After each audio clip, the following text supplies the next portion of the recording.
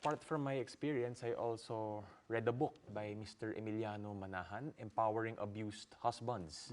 And there he cited a data made by the National Demographic and Household Survey back in 2017. According to that data, 12% of married women initiated physical violence against their husbands. 12%. 12%. Is that significant?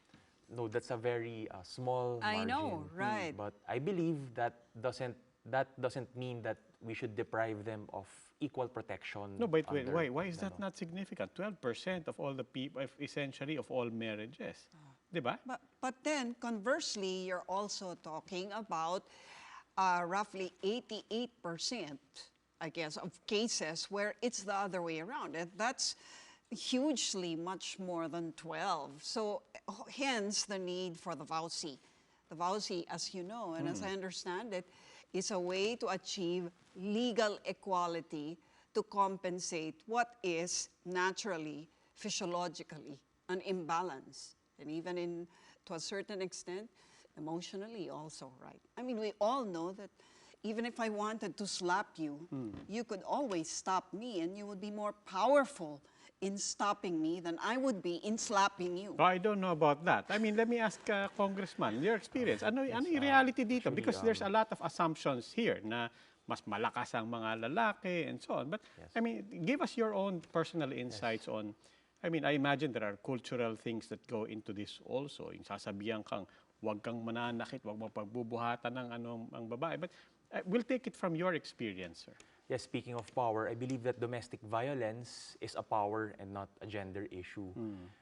The partner who wields the power, who has access to resources, who has economic freedom, can be the abuser. And the partner does not recognize gender. So the partner can be a male or a female. And therefore, we need to install safeguards for all partners in intimate relationships. So let's be clear. Your proposal is, meron yung VAWC, di ba? Your proposal is basically to expand coverage. Yes, expand coverage to all partners. And my definition of partners is male, female, and members of the LGBT.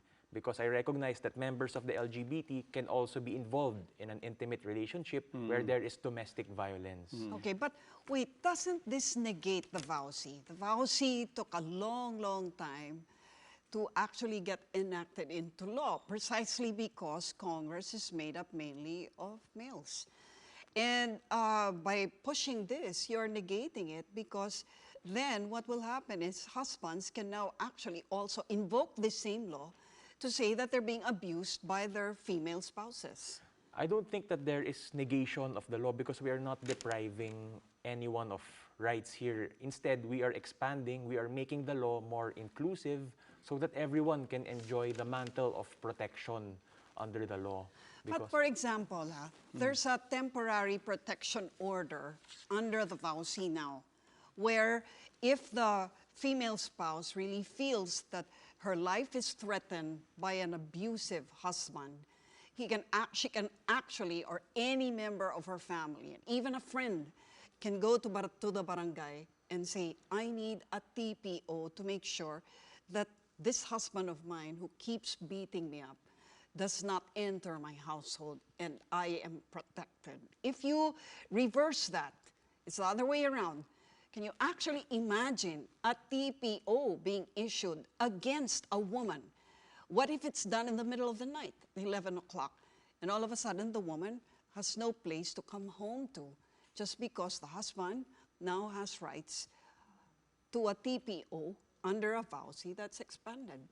The TPO, the issuance of the TPO presupposes that there is an abuser and there is an abused, there is a victim. So the TPO extends protection. So I recognize that males can also be victims of abuse because women can also have access to power in our modern society. Women can have economic freedom, can have more capital, and therefore they are the ones who can wield power in an intimate relationship. So I envision that we must also install safeguards for men in this kind of setup.